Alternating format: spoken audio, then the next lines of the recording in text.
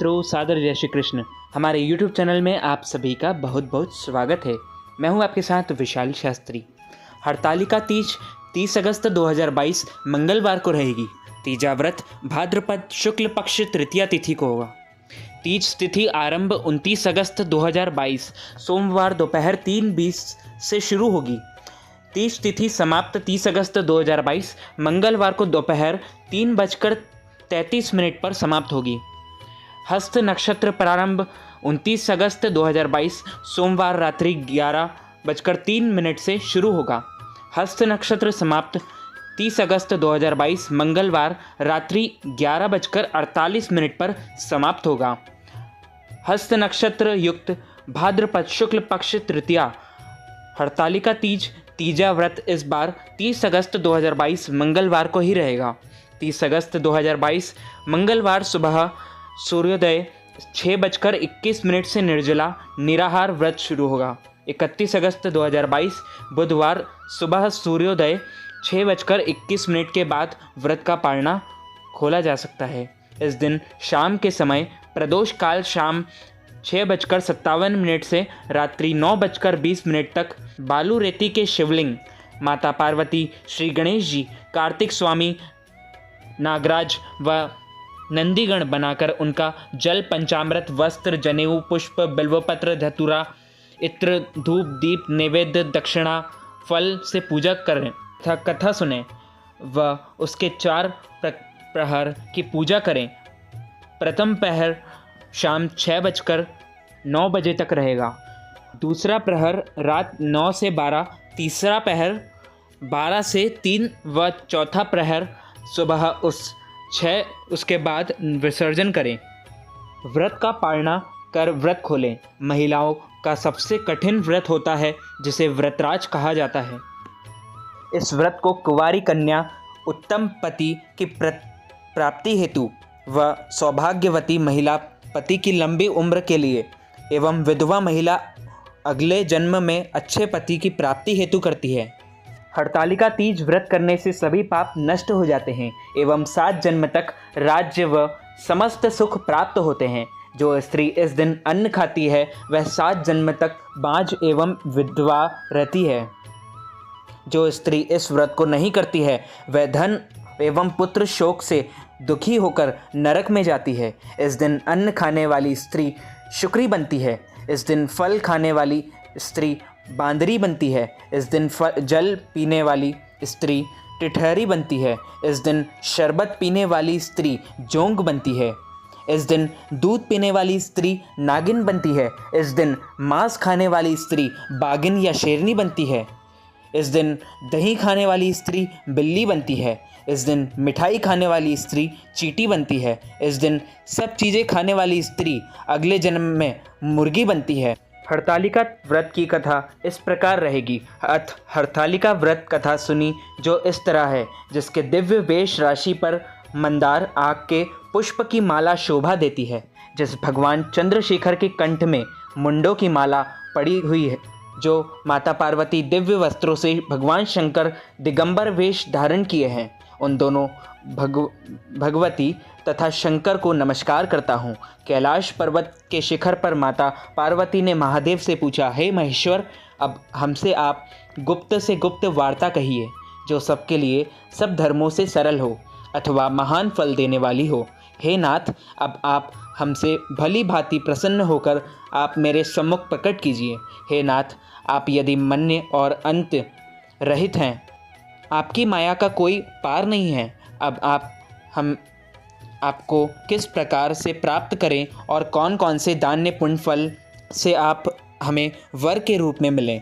तब महादेव जी बोले, हे देवी सुनो, मैं उस व्रत को कहता हूँ जो परम गुप्त है, मेरा सर्वस्व है। जैसे तारागणों में चंद्रमा, ग्रहों में सूर्य, वर्णों में ब्राह्मण और देवताओं में गंगा, पुराणों में महाभारत, वेदों में शाम, इंद्रियों में मन श्रेष्ठ है, वैसे पुराण वेद में इसका वर्णन आया है। जिसके प्रभाव से मैं तुमको मेरा आसन प्राप्त हुआ है। हे प्रिय, यही मैं तुमसे वर्णन करता हूँ। अब सुनो। भादो मास के शुक्ल पक्ष को हस्त नक्षत्र तृतीया तीज के दिन को इस व्रत का अनुष्ठान करने से सब पापों का नाश हो जाता है। हे देवी सुनो, तुमने पहले हिमालय पर्वत पर इस व्रत को किया था जो मैं सुनाता हूँ।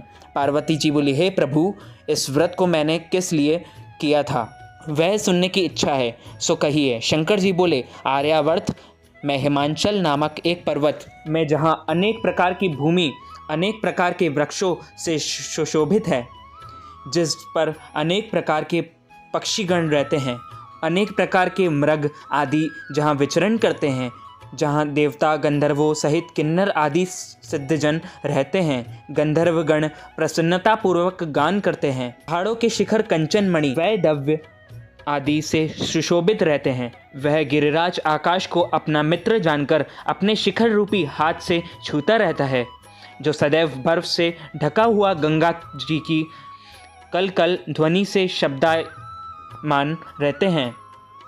हे गिरजे, तुमने बाल्यकाल में इसी स्थान पर तप किया था। 12 साल नीचे को मुख करके धूम्रपान किया, तब फिर 64 वर्ष तुमने बेल के पत्ते भोजन करके ही तप किया।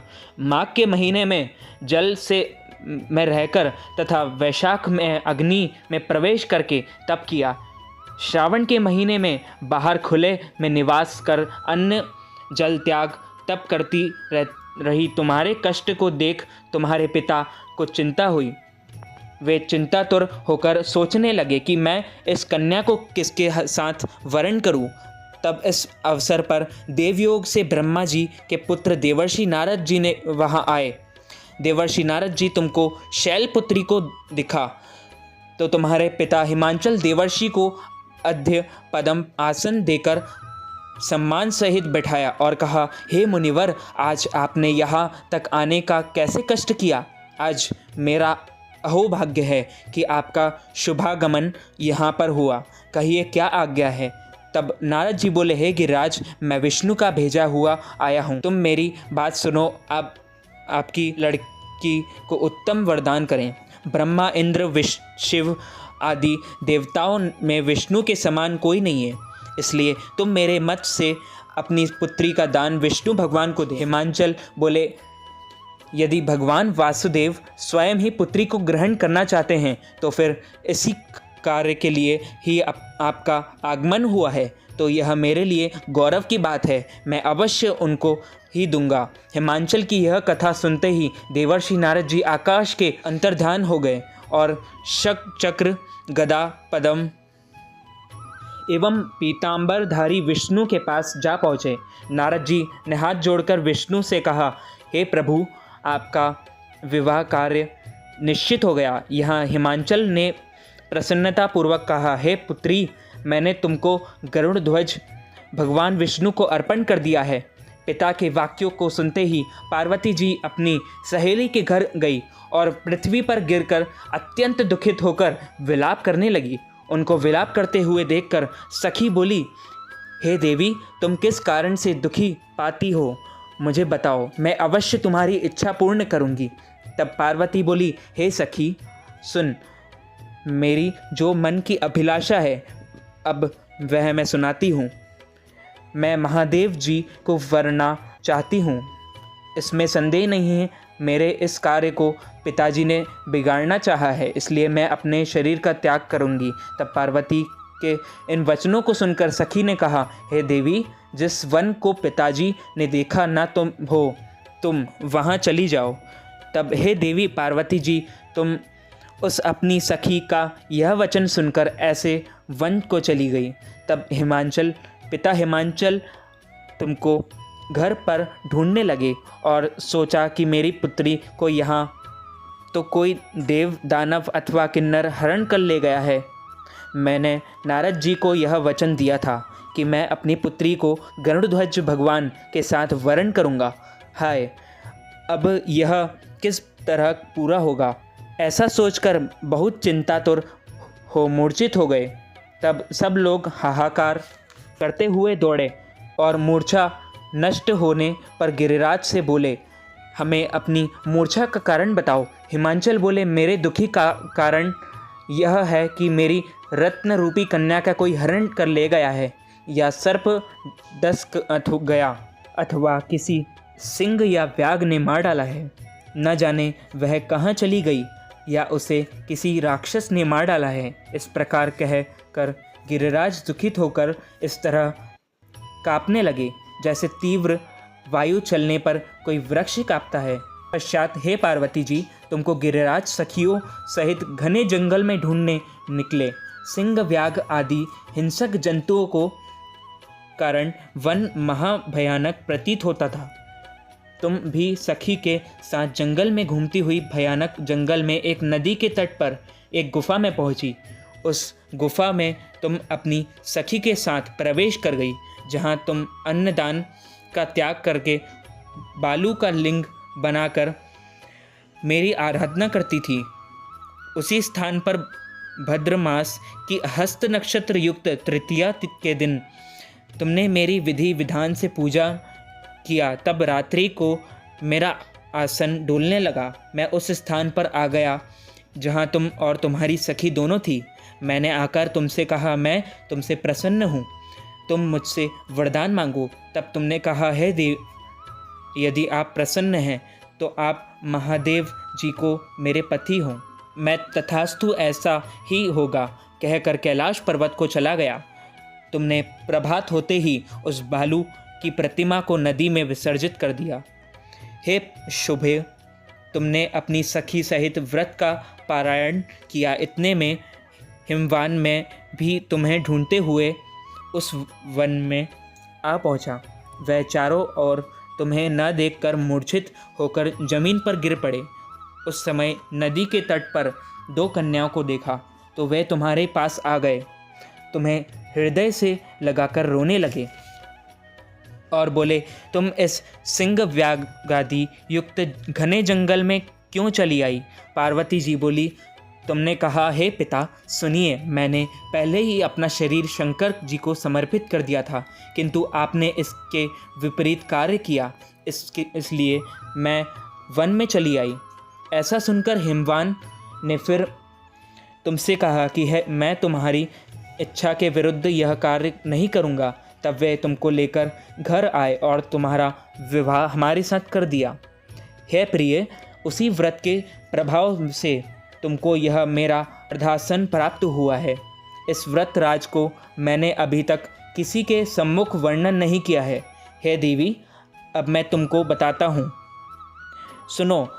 मन लगाकर सुना। इस व्रत का नाम व्रतराज क्यों पड़ा?